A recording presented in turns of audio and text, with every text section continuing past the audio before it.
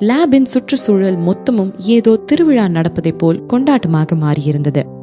அங்கிருந்த அத்தனை பொறியாளர்களின் முகத்திலும் களிப்பு கூடியிருந்தது. இறுதியாக ஒரு செயற்கை மனித கையை அவர்கள் உருவாக்கி விட்டார்கள் என்ற ஆர்ப்பரிப்பு அத்தனை பேர் முகத்தையும் வான வேடிக்கை என பிரகாசமாக்கி இருந்தது. இந்த வெற்றி கண்ணி எத்தகைய சுவையானது என்று அவர்களுக்கு தெரியும். வரலாற்றில் இடம் பெற போகும் ஒரு நிகழ்வில் தானும் ஒரு அங்கமாக இருந்திருக்கிறோம் என்று நினைக்கும் போதே அவர்களுக்கு சந்தோஷம் தாங்கவில்லை. பேர், பணம், புகழ் இத்தனையும் இந்த பொருளை உருவாக்க கை வைத்த ஒவ்வொருவருக்கும் கிடைக்கும். அதுவும் இதை வடிவமைத்த சௌடம்பிகாவிற்கு லைஃப் டைம் செட்டில்மெண்ட் என்று தான் சொல்ல வேண்டும். இத்தகைய ஒரு சாதனையை செய்த பிறகும் அவள் முகத்தில் எந்த சந்தோஷத்தையும் பார்க்க முடியவில்லை.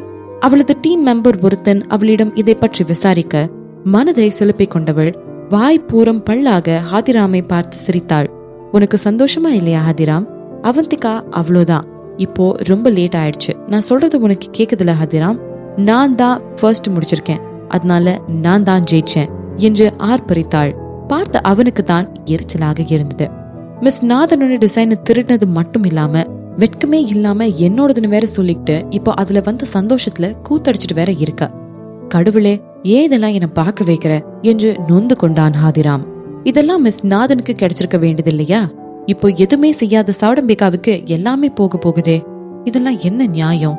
அவனுக்கு இப்பொழுதே எல்லாரிடமும் உண்மையை கத்தி சொல்ல வேண்டும் போல இருந்தது. இது சௌடம்பிகாவோட டிசைன் இல்ல, மிஸ் நாதனோடது என்று. ஆனால் அவனும் தான் என்ன செய்வான்? பாவம், அவனிடம்தான் அதற்கான எந்த ஆதாரமும் இல்லையே. அதனால் அவர்களின் அலம்பல்களை பார்த்து கொண்டு அமைதியாக நின்று கொண்டிருந்தான். சௌடம்பிகா தனது அலைபேசியை எடுத்து ராஜச்சந்திரனுக்கு விஷயத்தை தெரிவித்தாள். மறுபக்கம் இவள் கூறியதை கேட்ட ராஜச்சந்திரனோ சந்தோஷத்தில் துள்ளி குதிக்க ஆரம்பித்திருந்தார். இவரை இதுவரை இது போன்று பார்த்திடாத அவரை சுற்றி இருந்தவர்கள் எல்லோரும் அவரை வினோதமாக பார்த்து வைத்தார்கள். சௌடம்பிகா உடனே அந்த கையை ஹாஸ்பிட்டலுக்கு அனுப்பிவை, டாக்டர்ஸ் எல்லாரும் வெயிட் பண்ணிட்டு இருக்காங்க.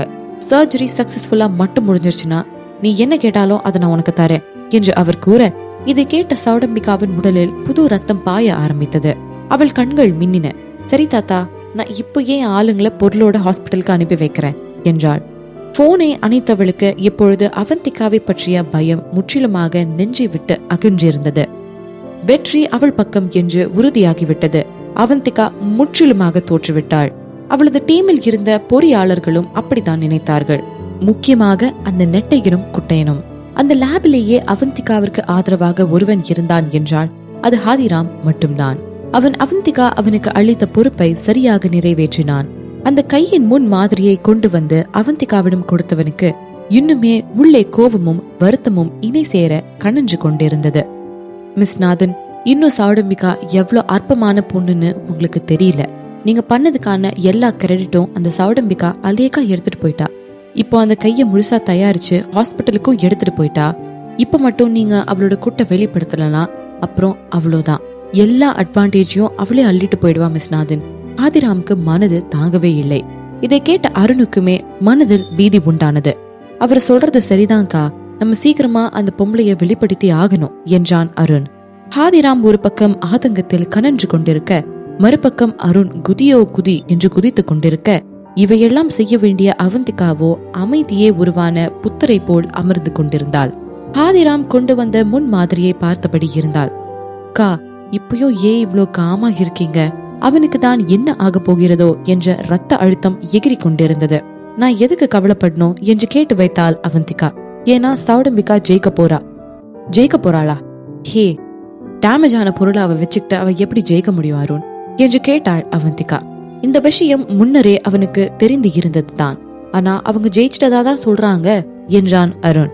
ஆமா மிஸ் நாதன், அவங்க ப்ராடக்ட் டெஸ்ட் பண்ணி பார்த்துட்டு தான் எடுத்துட்டு போயிருக்காங்க. அதோட எல்லா டெஸ்ட் ரிசல்ட்ஸும் சக்சஸ் தான் என்றான் ஹாதிராம். அவனுக்கும் நடக்கும் ஒன்றும் புரியவில்லை. அதனால்தான் நானும் அப்படி சொல்றேன் என்றாள் அவந்திகா தட்டையாக. அவள் மேல் அளவுக்கு அதிகமான நம்பிக்கை வைத்திருந்த அருண், அக்கா நான் நம்புறேன், உங்களோடதுதான் உண்மையானது, அவளோடதுதான் ஃபால்ட் என்றான் அருண். அவனுக்கும் அவந்திகாவிடம் சரணடைவதை விட வேறு வழி தெரியவில்லை போலும். ஆனா மிஸ் நாதன், அதுல எந்த பார்ட்ல ஃபால்ட் இருக்கு? ஏன்னா நானே அந்த டிசைனை பார்த்தேன், அது பெர்ஃபெக்டா தான் இருந்துச்சு என்றான் ஹாதிராம் இன்னும் குழம்பிய நிலையிலேயே. ரொம்ப யோசிக்காம விடுங்க, எங்க அக்கா மேல மட்டும் நம்பிக்கை வைங்க. அவங்க சொன்னா அது கண்டிப்பா குறை இருக்கிற டிசைனா தான் இருக்கும். அக்கா இதுக்கு முன்னாடி தப்பா சொன்னதே இல்ல. அடித்து சொன்னான் அருண். ஆதிராமுக்கும் அமைதியாக இருப்பதை தவிர வேறு வழி இல்லாததால் அவனும் அமைதியாகி விட்டான். சில நிமிடங்கள் அந்த செயற்கை கையை உற்று ஆராய்ந்த அவந்திகா ஆதிராமிடம் திரும்பி, எனக்கு ஒர்க் பண்ற லேப் ஒண்ணு வேணும், அதோட சில நம்பக்கூடிய டெக்னீஷியன்ஸும், நம்ம இன்னும் 1 மணி நேரத்துல இந்த வேலையை முடிச்சிடலாம் என்றாள் அவந்திகா. இதை கேட்ட ஆதிராம் தான் அதிர்ச்சியில் புரைந்து போய் நின்று விட்டான். அங்கு மருத்துவமனையில் அறுவை சிகிச்சை நிபுணர்கள் எல்லோரும் தயாராக நின்று கொண்டிருந்தார்கள். அவர்களில் ஷாமும் நின்று கொண்டிருந்தான். அவர்களுக்கு பக்கத்தில் மொத்த சந்திரன் குடும்பமே கூடி நின்று கொண்டிருந்தது. மொத்த மருத்துவமனையும் சந்திரன் குடும்பத்து செக்யூரிட்டிகளால் ஆக்கிரமிக்கப்பட்டிருந்தது. வெளியாட்கள் யாராலும் உள்ளே வர முடியாதபடி ஏற்பாடு செய்திருந்தார்கள். அந்த பிரம்மாண்டமான கான்பரன்ஸ் ரூமில் சந்திரன்கள் எல்லோரும் கூடியிருந்தார்கள். சௌடம்பிகா கொண்டு வந்த செயற்கை கையை கண்ட்ரோல் பேனல் பொருத்தி செக் செய்ய ஆரம்பித்தார்கள் மருத்துவர்கள். எல்லோரும் அந்த செயற்கை கையை பார்த்து வாயை பிளந்த வண்ணம் இருந்தார்கள். ஏனென்றால் அது ஒரு செயற்கை கை என்ற செய்தி இவர்களுக்கு முன்னரே தெரிந்திருக்கவில்லை என்றால், செயற்கை கை என்று கற்பூரம் அடித்து சத்தியம் செய்திருந்தாலும் அவர்கள் நம்பியிருக்க மாட்டார்கள். அத்தகைய உண்மைத்துவத்துடன் இருந்தது அந்த செயற்கை கை. இந்த கையை மனிதனுக்கு பொருத்தினால் நிச்சயம் வித்தியாசத்தை கண்டுபிடிக்கவே முடியாது. அதிர்ச்சி பார்வையாளர்களுக்கு மட்டுமல்ல, மருத்துவர்களுக்குமே தான். ஏனென்றால் இத்தகைய தொழில்நுட்பத்தை இதுவரை அவர்கள் வாழ்நாளிலேயே அவர்கள் பார்த்ததில்லை. வாவ், வெரி இம்ப்ரெசிவ், ரொம்ப பர்ஃபெக்ட், என்ன ஒரு நுணுக்கம், சான்ஸ்லெஸ். ஒரு தலைமை மருத்துவர் ஆச்சரியப்பட்டு போனார். It will rock the world, இன்னொரு மருத்துவர் சொன்னார். மருத்துவத்துறையே புரட்டி போட போகும் முதல் அறுவை சிகிச்சையை தாம் தான் செய்ய போகிறோம் என்று அங்கிருந்த மருத்துவர்கள் புலாங்கிதப்பட்டு போனார்கள். ஏன், இந்த மருத்துவத்துறையில் அதிக செல்வாக்குடைய ஷாமே இந்த வடிவமைப்பை பார்த்து ஆச்சரியப்பட்டு போயிருந்தான். சௌடம்பிகாவை கண்களில் பாராட்டோடு பார்த்தவன், மிஸ் சௌடம்பிகா, நீங்க உண்மையாலுமே கிரேட் ஜீனியஸ் தான், இந்த டிசைன்ஸ் சான்ஸே இல்ல என்றான் ஷாம். அங்கிருந்த எல்லோருமே அவளை ஏதோ அதிமேதாவியை பார்ப்பது போல் பார்த்து வைத்தார்கள். எல்லோரது கண்களிலுமே அவளுக்கான ஆச்சரியமும் பாராட்டும் தெரிந்தது. இவற்றையெல்லாம் பார்த்தவளுக்கு சந்தோஷம் தாழவில்லை.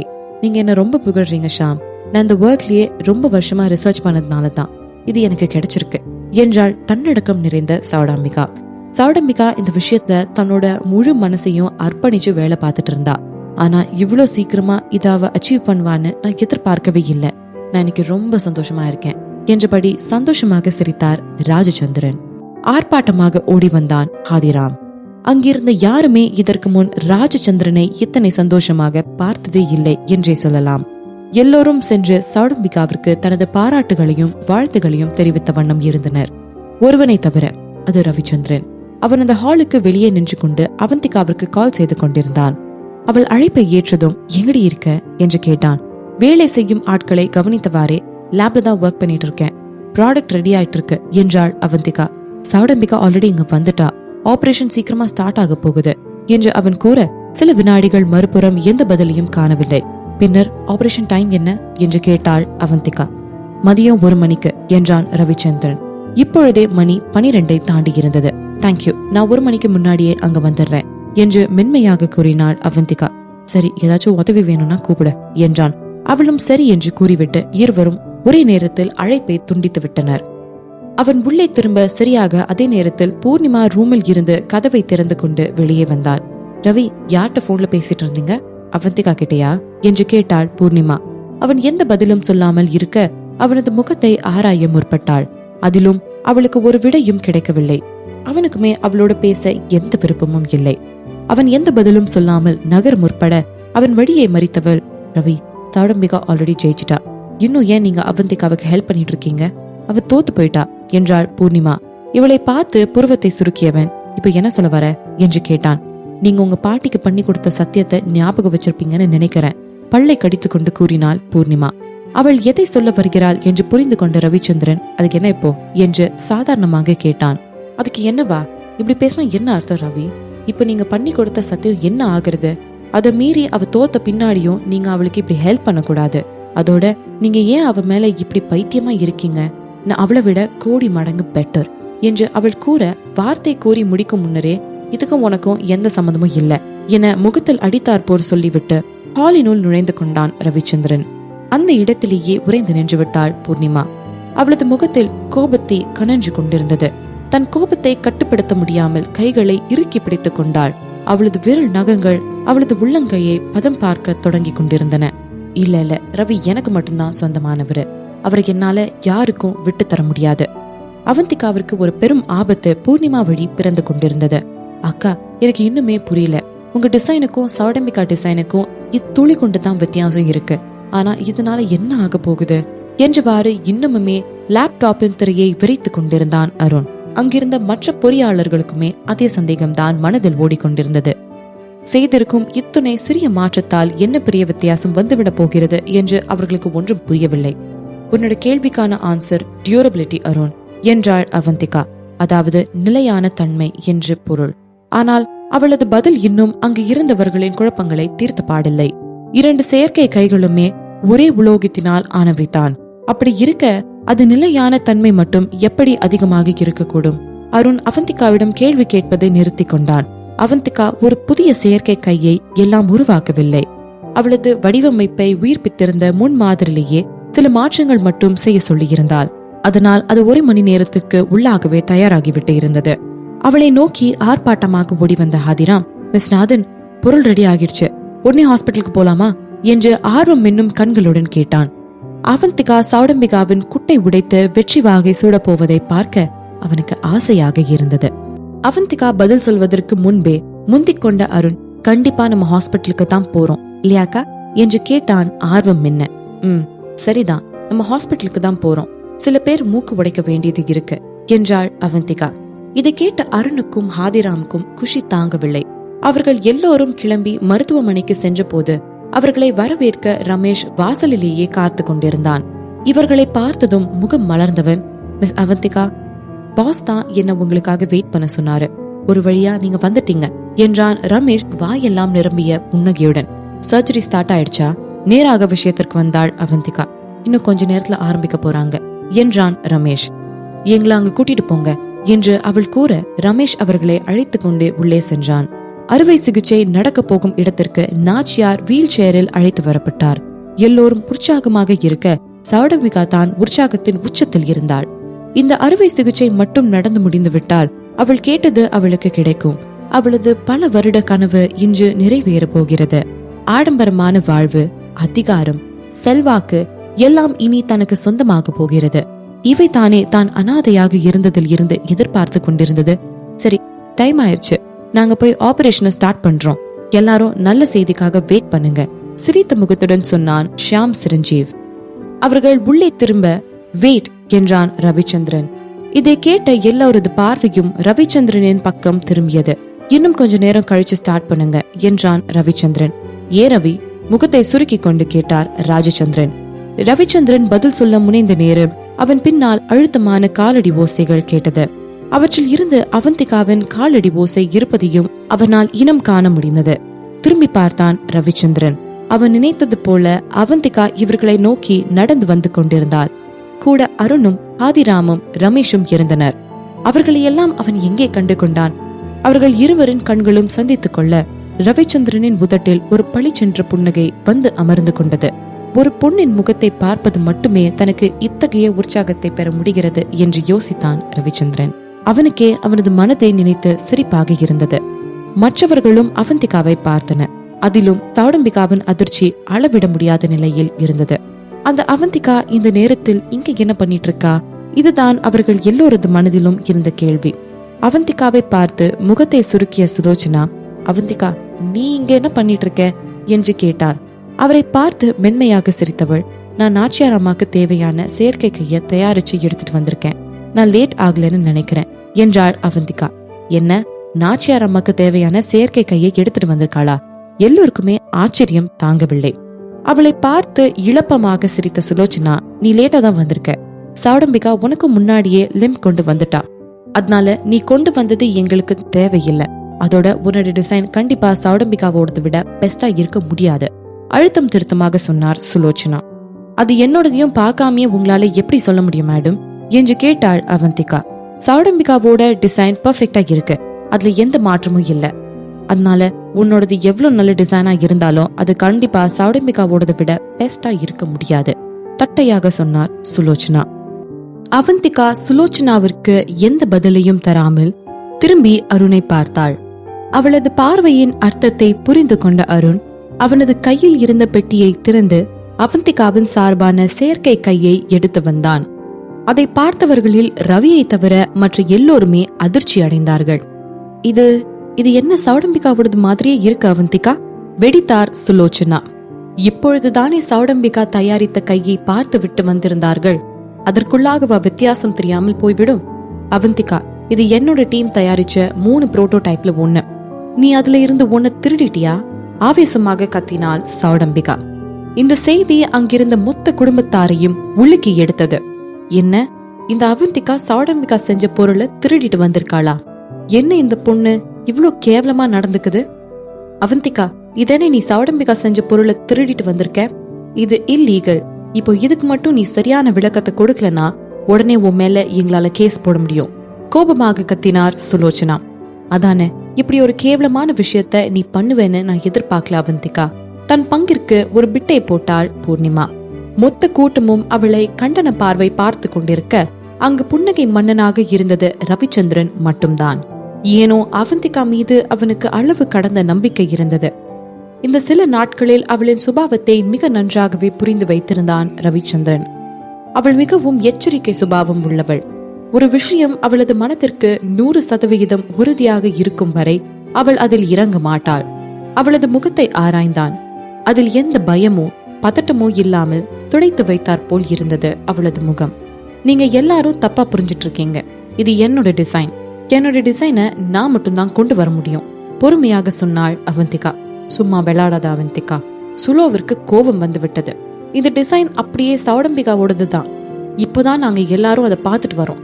அதோட நீ ரொம்ப நாளாவே லேபுக்கு வரதே இல்லைன்றது எனக்கு முன்னாடியே தெரியும். அப்புறம் எப்படி உன்னால இந்த டிசைனை இவ்வளோ சீக்கிரமா முடிச்சிருக்க முடியும்? அதுல இருந்தே தெல்ல தெளிவா தெரியல இது நீ சௌடம்பிகா கிட்ட இருந்துதான் திருடி இருக்கேன்னு என்று அவர் கத்த, போது நிறுத்துங்க, அதை கொடுமா, நான் பாக்குறேன் என்றார் ராஜச்சந்திரன். ராஜச்சந்திரனிடம் அதை கொடுத்தாள் அவந்திகா. அதை வாங்கியவர் தனது கூர்மையான கண்களால் அதை ஆராய்ந்தார்.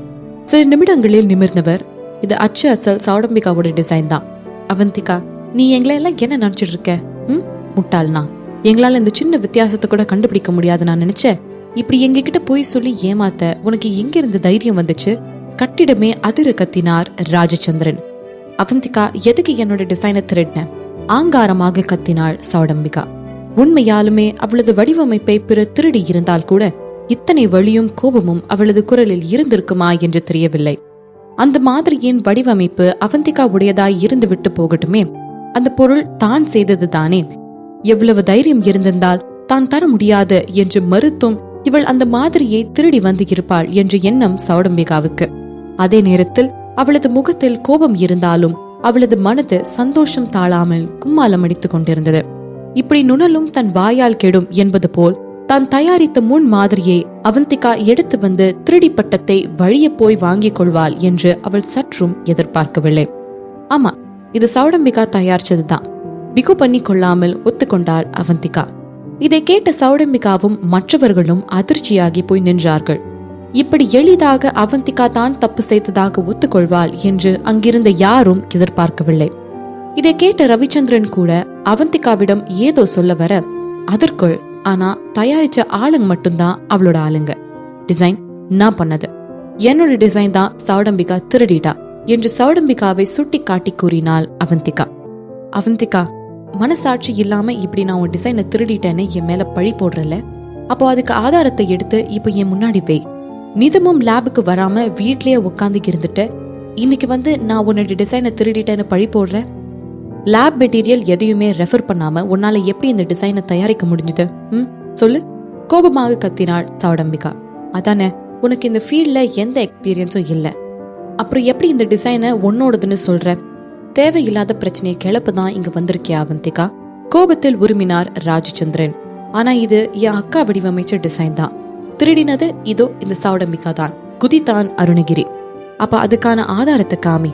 அதை மட்டும் காமிக்கலனா நீ சௌடம்பிகாவோட டிசைனை திருடிட்டேன்னு உன் மேல கேஸ் கொடுத்துருவோம், கொதித்தாள் பூர்ணிமா. ஆமா அவந்திகா, உன்னால நீ போட்ட பழிக்கான ப்ரூஃப் கொடுக்க முடியுமா? அப்படி கொடுக்க முடியலன்னா நீ தான் என்னோட டிசைனை திருடிட்டேன்னு உறுதியாகிடும். அதோட இங்க இருக்கிற எல்லாருக்குமே இது என்னோட டிசைன்றதுல முழு நம்பிக்கை இருக்கு. செருக்கோடு தலை நிமிர்த்தி அறிவித்தாள் சௌடம்பிகா. இது அவந்திகாவோட டிசைன் தான், எனக்கு அவ மேல நம்பிக்கை இருக்கு. என்று அறிவித்து சௌடம்பிகாவின் மூக்கை உடைத்து எல்லோரையும் ஆச்சரியத்தில் ஆழ்த்தினான் ரவிச்சந்திரன். இவரை பார்த்து முகத்தையும் புருவத்தையும் சுருக்கிய சுலோச்சனா, ரவி, நீ ஏன் இப்படி சொல்ற? உண்மை என்னன்னு தெள்ள தெளிவா நம்ம கண்ணு முன்னாலே இருக்குடா. இந்த டிசைன் சௌடம்பிகாவோடதுதான். அப்படி உண்மையாலுமே இது அவந்திகாவோட டிசைனா இருந்திருந்தா அவ ஏன் இத்தனை நாளா இத பத்தி வாயை திறக்காம இருந்துட்டு இப்போ சௌடம்பிகா அவளோட ப்ராடக்ட ரெடி பண்ணி முடிச்சதுக்கு அப்புறம் சொல்லணும்? இப்போதானே அது சௌடம்பிகா கிட்ட இருந்து திருடிக்க முடியும். அதனாலதான் இத கூட தெரியாம அவளுக்கு சப்போர்ட் பண்ணி பேசிட்டு இருக்க. கேள்வியையும் அவரே கேட்டுக்கொண்டு அதற்கான பதிலையும் அவரே சொல்லிக் கொண்டார் சுலோச்சனா. நான் அவந்திகாவை நம்புறேன். அவளோட திறமை என்ன, அது எப்படிப்பட்டதுன்னு எனக்கு தெரியும். இந்த அளவுக்கு நுணுக்கமான டிசைன் கண்டிப்பா சௌடம்பிகாவோட அறிவுக்கு அதிகப்படி. தன் சொல்லிலேயே உறுதியாக நின்றான் ரவிச்சந்திரன். வாய்ப்பே இல்ல ரவி, சௌடம்பிகா இந்த ஃபீல்ட்ல எக்ஸ்பர்ட். பல வருஷங்களா இந்த ஃபீல்ட்ல அவ ரிசர்ச் பண்ணிட்டு இருக்கா. அதோட பலன் தான் இந்த டிசைன். அதே நேரத்துல அவந்திகாவிற்கு இந்த ஃபீல்ட் பத்தின பேசிக் நாலேஜ் கூட இல்ல. அப்படி இருக்கும்போது அவ்வளோ அட்வான்ஸ் தொழில்நுட்பத்தை அவ எப்படி உருவாக்கி இருக்க முடியும்? அவரது கருத்தை பகிரங்கமாக சொன்னார் சுலோச்சனா. இது அவரது கருத்து மட்டுமல்ல, அங்கிருந்த ஏனையரின் கருத்தும் இதுவாகவே இருந்தது. அங்கிருந்தவர்களை எல்லாம் பொறுத்தவரையில் சௌடம்பிகா அந்த லேபின் லீடர். அவளது துறையில் சிறந்தவள். அதே நேரத்தில் அவந்திகா விவாகரத்தாகி போய் இப்பொழுது மறுபடியும் அவளது முன்னாள் கணவனை மயக்க வந்திருப்பவள். ராஜச்சந்திரன் கூட அவந்திகா பக்கம் இல்லை. அவந்திகாவை முறைத்து பார்த்தவர், இது உன்னோட டிசைன் தான்னு சொல்றல, அதுக்கு ப்ரூஃப் எடுத்து இப்போ எங்க முன்னாடி வை. இல்லையா, இது பேர் பொய் பழிதான், தெளிவாக கூறிவிட்டார் ராஜச்சந்திரன்.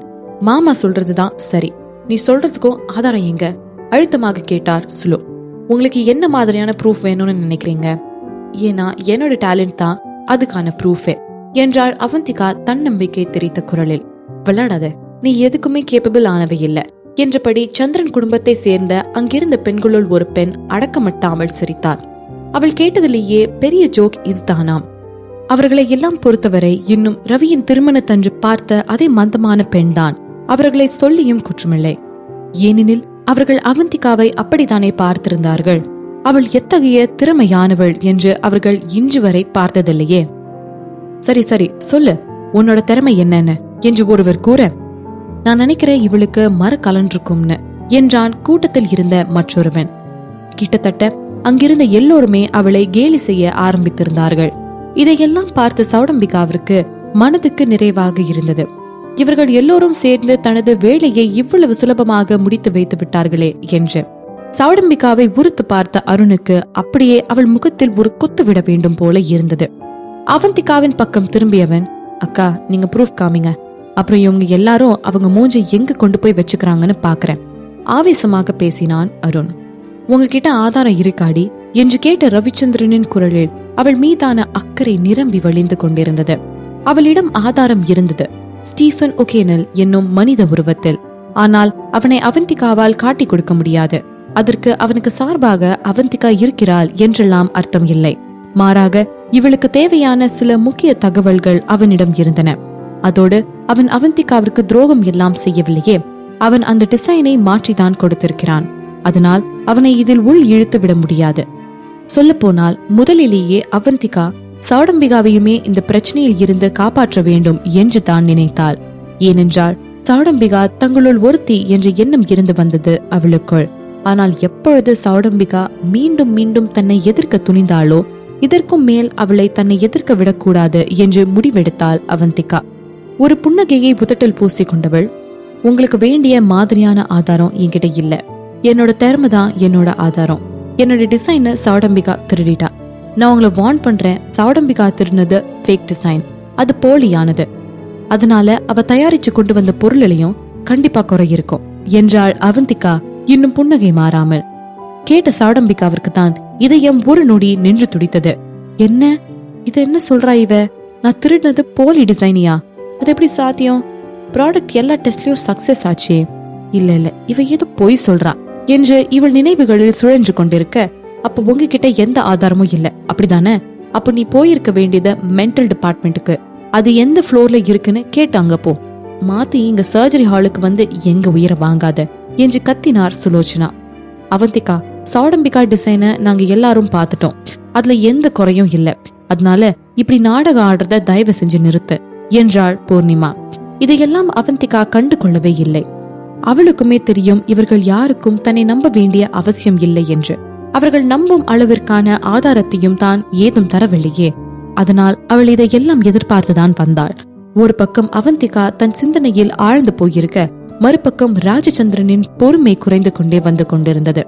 உங்ககிட்ட எந்த ஆதாரமும் இல்லனா அப்புறம் ஏன் இங்க வந்து எங்களோட டைம் வேஸ்ட் பண்ணிட்டு இருக்க? அவந்திகா, கடைசியா கேக்குறேன், நல்லா யோசிச்சு பதில் சொல்லு. இதுதான் உனக்கு லாஸ்ட் சான்ஸ். இந்த டிசைன் உன்னோடதா இல்ல சௌடம்பிகாவோடதா? அடிக்குரலில் உருமினார் ராஜச்சந்திரன். என்னோடதுதான். இந்த மாதிரி ஒரு டிசைனை என்னால மட்டும்தான் உருவாக்க முடியும், அழுத்தம் திருத்தமாக சொன்னாள் அவந்திகா. ராஜச்சந்திரன் அவந்திகாவை ஆழ்ந்து பார்த்தார். அவளது குரலில் உண்மை தெரிந்தது. அது நிச்சயம் பொய் சொல்வது போலையோ பிதற்றுவது போலையோ தெரியவில்லை. அவரது மனம் காரணமே தெரியாமல் அவந்திகாவின் பக்கம் சாய ஆரம்பித்திருந்தது. இல்ல, இது என்னோட டிசைன், அடித்து சொன்னாள் சௌடம்பிகா. அவளது கண்களில் தன்னம்பிக்கை தீ கொழுந்து விட்டு எரிந்து கொண்டிருந்தது. நீ முழுசா 2 நாள் கூட லேபுக்கு வரல. அப்படி இருக்கும்போது எப்படி எந்த ஆய்வுமே பண்ணாம உன்னால இவ்ளோ நல்ல டிசைனோட உருவாக்க முடியும் அவந்திகா என்று கேட்டாள் சௌடம்பிகா. சௌடம்பிகா சொல்றதுதான் சரி. எத்தனை வருஷமா சௌடம்பிகா இந்த ரிசர்ச் பண்ணிட்டு இருக்கான்னு எனக்கு தெரியும். ஏன், லேப்ல இருக்க எல்லாரும் கூட இதுக்கு சாட்சி வருவாங்க என்றாள் பூர்ணிமா. தோள் கொடுப்பாளாம் தோழி. பூர்ணிமாவை பொறுத்தவரை எப்பொழுதும் சந்திரன் குடும்பம் எந்த திசையை பார்த்து நிற்கிறதோ அந்த பக்கம்தான் அவளும் நிற்க வேண்டும். நிற்கிறாள். அவர்கள் சூரியன் மேற்கில் உதிக்கும் என்று சொன்னால் கூட இவளும் ஆமாம் என்பாள் போலும். ஆனால் ரவிச்சந்திரனின் எண்ணங்களைத்தான் அவளால் கொஞ்சம் கூட புரிந்து கொள்ள முடியவில்லை. இந்த டிசைன் அவந்திகாவோட தான். என்னோட மொத்த கௌரவத்தையும் கூட இதுல அடகு வைக்க நான் தயாரா இருக்கேன். நிறுத்தி நிதானமாக மற்றும் தெளிவாக அறிவித்தான் ரவிச்சந்திரன். ஆமா, இது என் அக்காவோட டிசைன் தான். நான் இதுல என்னோட வாழ்க்கையை கூட அடகு வைக்க தயாரா இருக்கேன்.